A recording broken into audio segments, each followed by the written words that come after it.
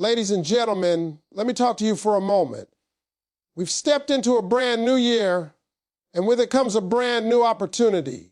But I need you to understand something right away. A new year does not automatically give you a new life. A new calendar does not change your results. What changes your life is a new mindset.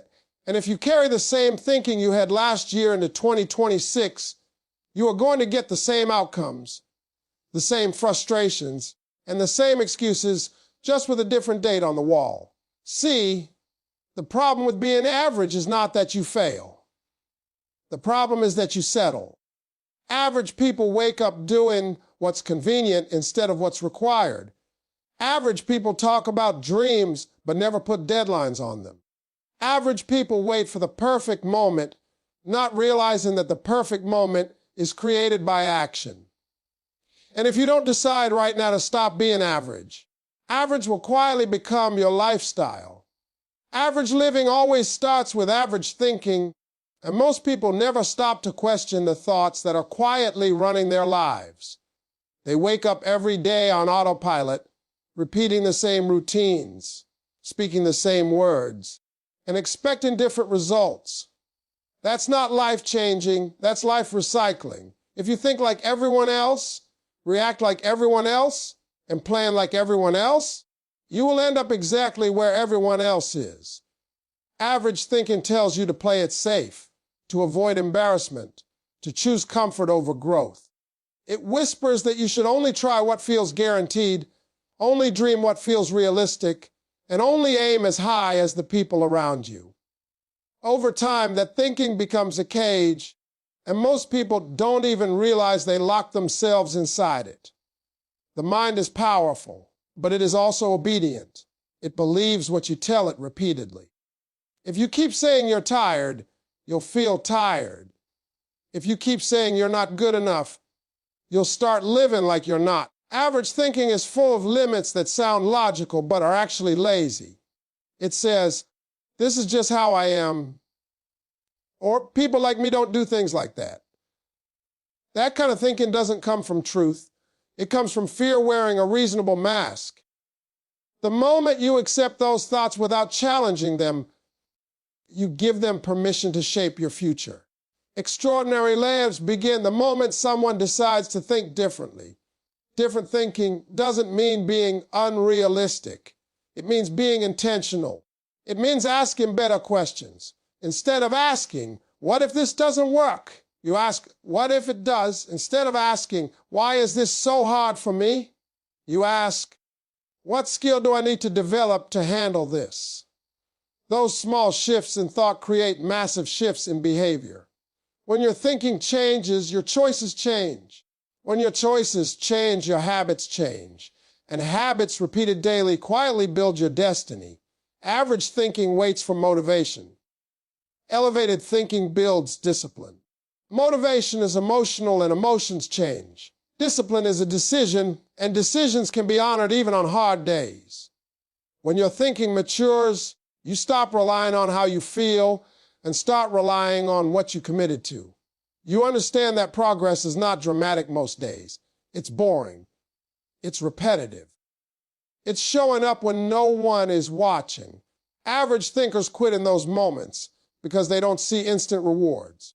Higher level thinkers trust the process because they understand compound growth. Another trap of average thinking is comparison. The moment you measure a journey against someone else's timeline, you lose focus on your own assignment. Comparison drains energy and distorts perspective. It makes you feel behind when you're actually building, and it makes you rush steps that are meant to teach you patience. Elevated thinking on preparation is not punishment, it's protection. Some delays are not denials, they are development seasons. When you think this way, frustration turns into focus. Your environment feeds your thinking whether you notice it or not.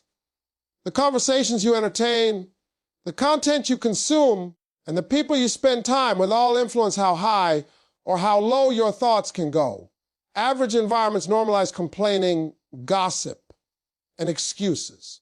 Growth environments normalize accountability, solutions, and responsibility. If you stay in spaces that reward small thinking, it becomes harder to imagine big outcomes. That's why changing your mindset sometimes requires changing what you allow around you. Average thinking also avoids responsibility. It blames circumstances, people, timing, and luck. Elevated thinking accepts ownership. Ownership is empowering because it puts control back in your hands. When you take responsibility, you stop waiting to be rescued and start building. You realize that while you may not control everything that happens to you, you do control how you respond, how you prepare, and how you persist. The truth is, nobody accidentally lives an extraordinary life. It is built thought by thought, decision by decision. The moment you decide that average is no longer acceptable, your mind begins to search for better options. You start noticing opportunities you used to ignore. You start believing you are capable of more, and that belief fuels action.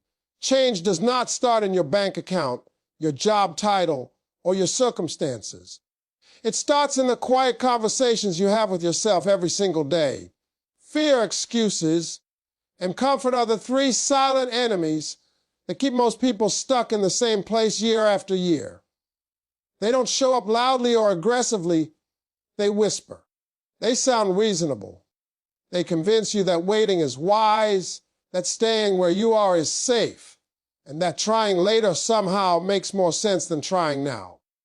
Most people don't fail because they lack ability. They fail because they listen to these voices long enough for an action to become a habit. Comfort feels good in the moment, but it is expensive over time. It costs you growth, confidence, and eventually self-respect. Fear is usually the first wall. Fear of failing, fear of being judged, fear of looking foolish. But the truth is, fear is not a stop sign, it's a signal. It shows you exactly where your next level is hiding. Anything that has the power to change your life will first challenge your comfort zone. Average living teaches you to avoid fear, to retreat when you feel uncertain. Elevated living teaches you to move forward while your hands are shaking. Courage is not the absence of fear. It is the decision that something else matters more. Excuses grow where fear is entertained.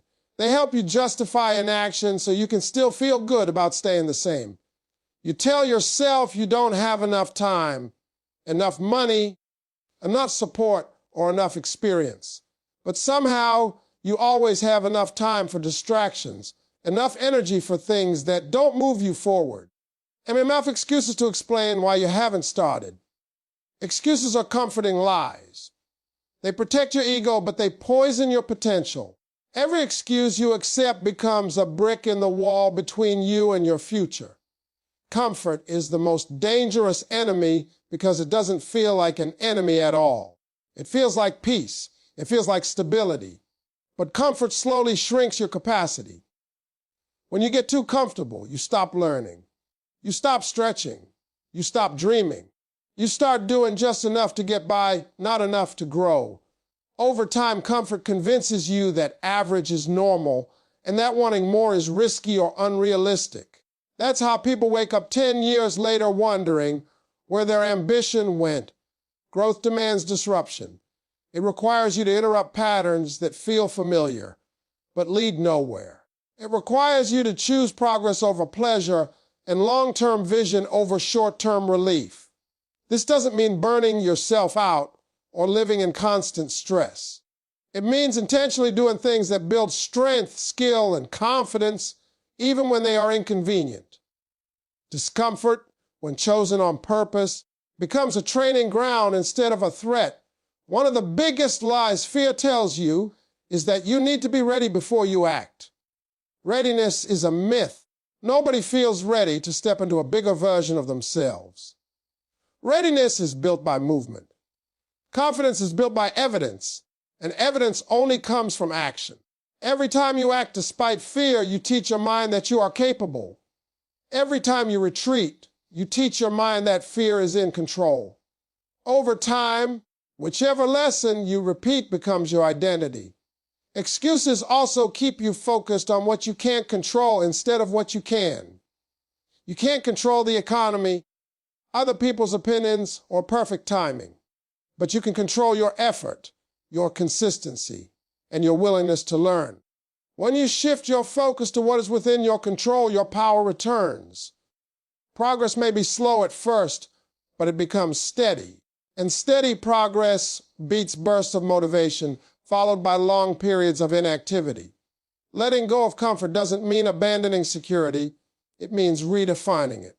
True security comes from skills, adaptability, and self-trust, not from staying in the same safe place forever.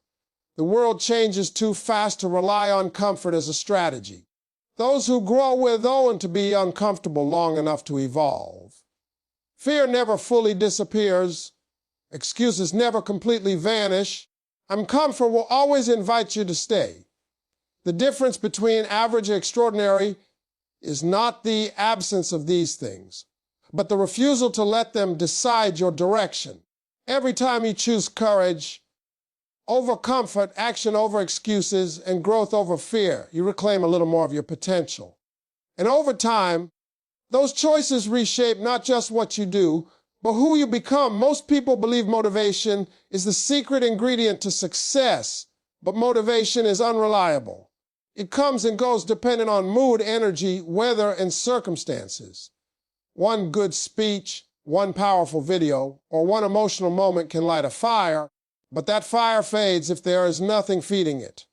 This is where discipline separates average results from extraordinary ones. Discipline is not about feeling inspired. It is about honoring commitments long after the feeling is gone. When motivation disappears, discipline steps in and carries the vision forward. Discipline begins with a decision, a clear, non-negotiable choice that certain actions will happen regardless of how you feel. Average living leaves room for negotiation. It says, I'll do if I feel like it, or I'll start again tomorrow. Disciplined thinking removes those escape routes. It understands that progress is built on routines, not emotions. The days you least want to show up are often the days that matter most because they train your character, not just your skill. The power of discipline is that it simplifies life. Instead of waking up every day deciding whether or not to do the work, the decision has already been made. You simply execute. This reduces mental fatigue and increases consistency. Consistency is where real change happens. One workout doesn't transform a body, one focused day doesn't build a career, and one good choice doesn't reshape a life. But small, disciplined actions repeated over time create momentum that becomes hard to stop. Discipline also builds self-trust. Every time you do what you said you would do, you send a signal to your mind that you are reliable. That trust compounds. Confidence stops being something you hope for and becomes something you carry. On the other hand, every broken promise to yourself weakens that trust. Over time, a lack of discipline doesn't just delay results, it damages belief in your own word. Rebuilding that belief starts with small, kept promises, not dramatic changes. Many people think discipline is restrictive, but in reality, it is liberating. It frees you from procrastination, excuses, and last-minute stress. When you live undisciplined, everything feels urgent and overwhelming. When you live with discipline, you move with intention, you are prepared more often than not, and preparation creates calm. That calm allows you to think clearly, make better decisions, and respond instead of react. Discipline is also deeply connected to identity. You don't rise to the level of your goals. You fall to the level of your habits. When discipline becomes part of who you are, success becomes a byproduct rather than a constant struggle. You stop chasing outcomes and start embodying behaviors.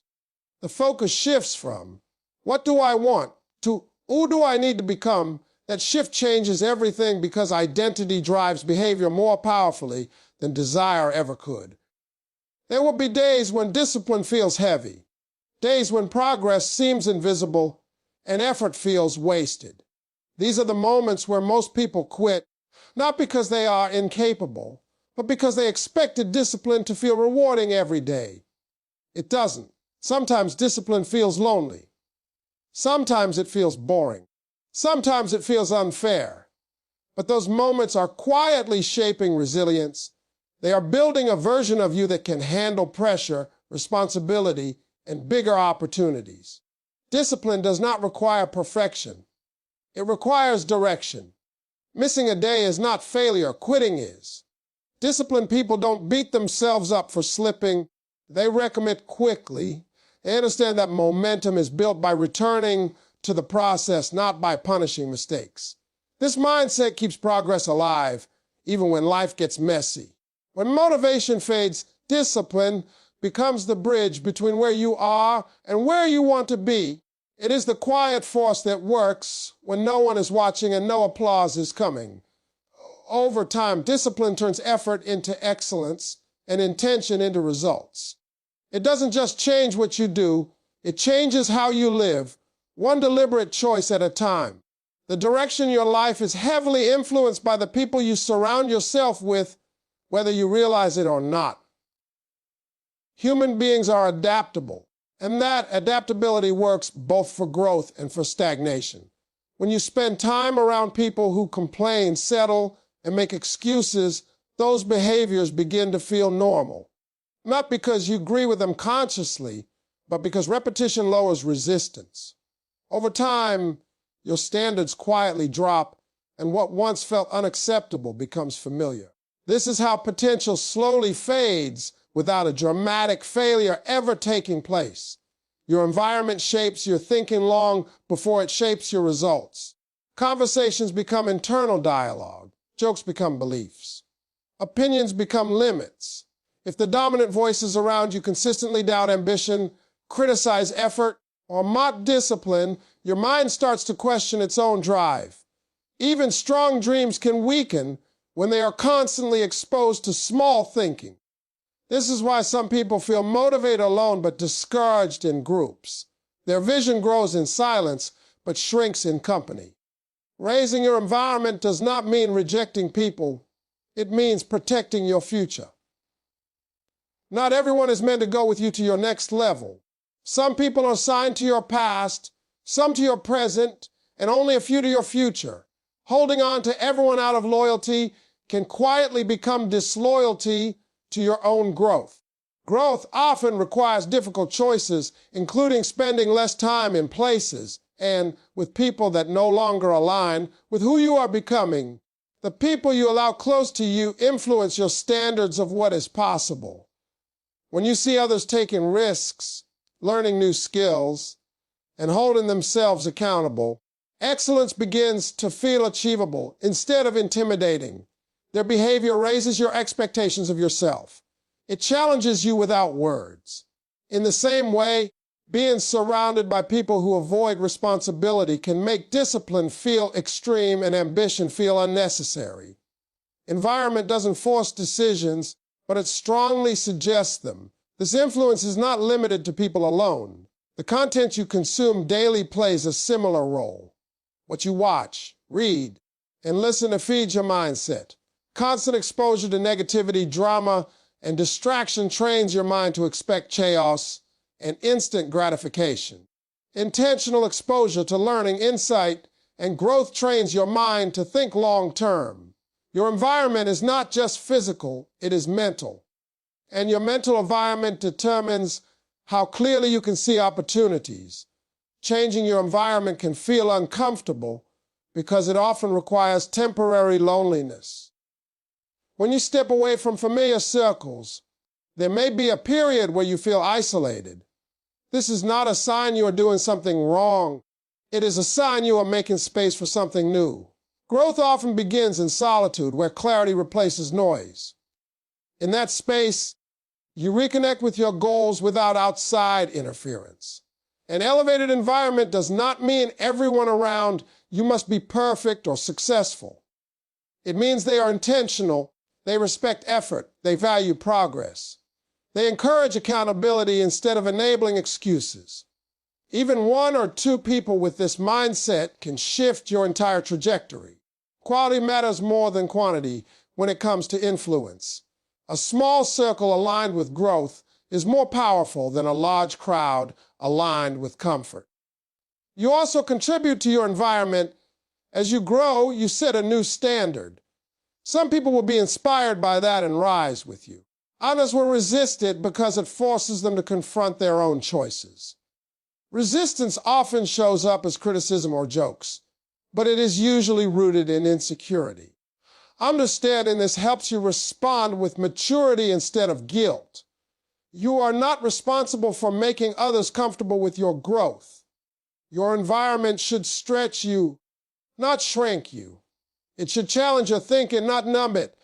When you intentionally place yourself in spaces that demand more from you, you begin to rise naturally. Your vision expands. Your tolerance for average decreases over time. The right environment doesn't just support your growth, it accelerates it, shaping a future that once felt out of reach into something that feels inevitable. Faith without action is only a good intention, and good intentions do not change lives. Many people believe that having faith means waiting, hoping, and trusting that things will somehow work out on their own. But real faith has movement in it. It shows up in effort, persistence, and responsibility. Faith is not passive, it is active.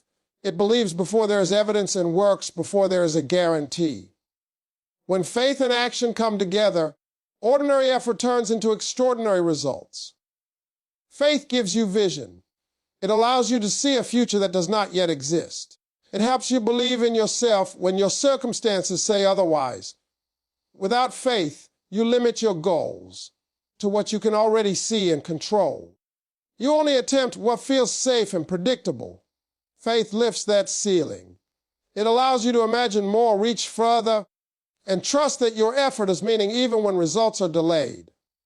But vision alone is not enough. Vision without action becomes frustration. Action is the proof of faith. It is how belief becomes visible. When you truly believe something is possible, your behavior changes. You prepare differently. You sacrifice differently. You move differently. Action turns faith from a feeling into a force. It is easy to say you believe, but belief that never produces effort is belief in name only. Every meaningful breakthrough in life requires steps taken before clarity arrives.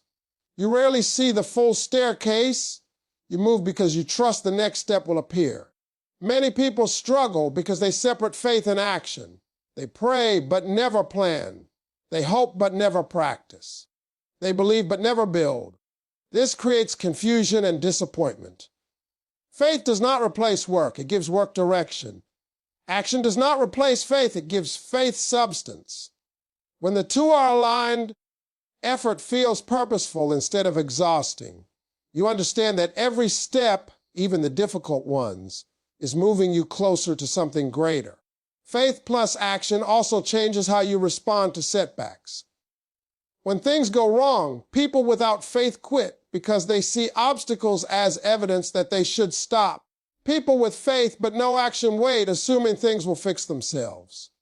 But people who combine faith with action adjust. They learn. They try again.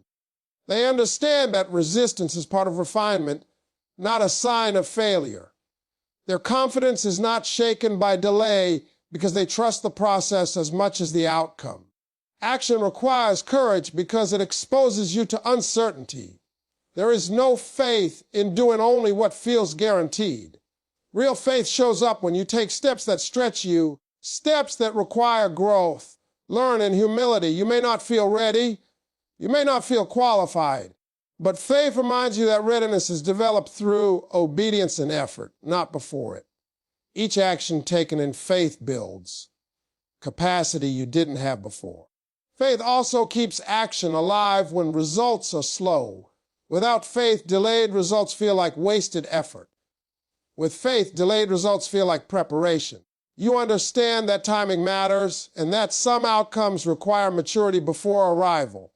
This perspective protects you from burnout and impatience. You stop measuring success only by immediate rewards and start valuing progress, discipline, and alignment.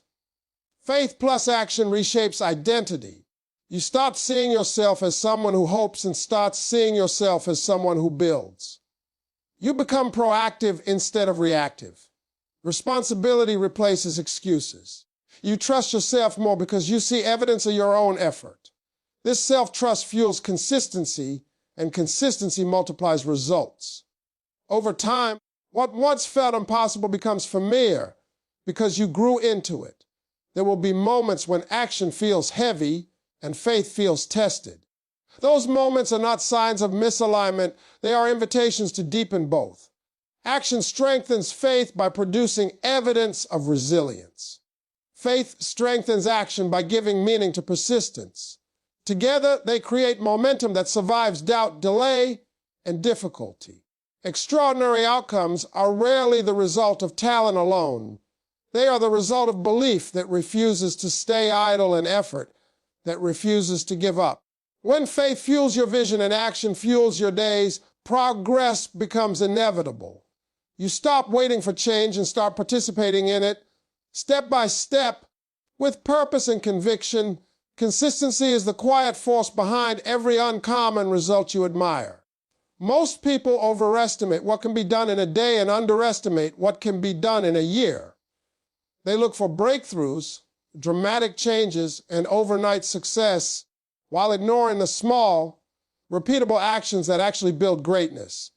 Average living is built on inconsistency, working hard when you feel inspired and disappearing when things get boring or difficult. Extraordinary living is built on showing up again and again, especially on the days that feel ordinary. Small habits seem insignificant in the moment, which is why they are easy to neglect. Skipping one workout, missing one practice session, or delaying one important task feels harmless. But habits do not work in isolation, they work in accumulation. Each small action is a vote for the person you are becoming. When those votes are cast consistently, they create an identity. You don't suddenly become disciplined, focused, or successful. You become a kind of person who practices disciplined behaviors daily. Consistency removes pressure. Instead of trying to change everything at once, you focus on doing a few important things well, repeatedly. This approach is sustainable. It respects the reality of human energy and attention. Average thinkers chase intensity and burn out quickly. Elevated thinkers chase rhythm. They understand that progress is more reliable when it is steady. A moderate effort repeated daily will outperform extreme effort applied occasionally. One of the greatest benefits of consistency is momentum. Momentum is powerful because it makes action easier over time. The first step always feels the heaviest. Once you move consistently, resistance decreases. Tasks that once felt difficult become familiar. Familiarity builds confidence, and confidence fuels further action. This upward cycle is how small habits grow into major life changes. Consistency also builds trust with yourself.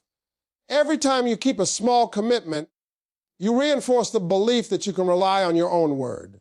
This self-trust is the foundation of confidence. Many people struggle with confidence, not because they lack ability, but because they have a history of inconsistency. Rebuilding confidence does not require dramatic victories. It requires small promises kept daily. Over time, those kept promises reshape how you see yourself. Results from consistency are often delayed, which is why many people quit too early. They don't see immediate change and assume their effort is not working. In reality, consistency compounds quietly. Like interest in a bank account, growth is happening beneath the surface before it becomes visible. Those who understand this are patient. They continue showing up, even when there is no applause, trusting that results will catch up to effort in time. Consistency also simplifies decision-making. When behaviors are habitual, they require less mental energy. You no longer debate whether to act, you simply follow the pattern you have established. This frees your mind for creativity, problem-solving, and higher-level thinking. Inconsistent living creates constant decision fatigue, while consistent living creates clarity and calm. Life will interrupt your routines. There will be setbacks, disruptions, and unexpected challenges. Consistency does not mean perfection. It means returning quickly. Missing once is human. Missing repeatedly is a pattern. The power lies in your ability to reset without guilt or drama. Each return strengthens resilience and reinforces commitment. Small habits, practiced consistently, shape your future more than big plans ever will. They determine how you use your time, how you respond to pressure, and how you build skill.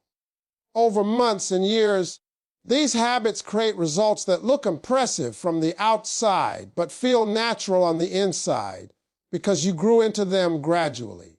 Uncommon success is not the result of rare talent or luck. It is the result of ordinary actions performed with uncommon consistency. When you commit to showing up daily, even in small ways, you separate yourself from average living. Over time, those small, consistent choices create a life that reflects discipline, purpose, and steady progress, one habit, one day at a time.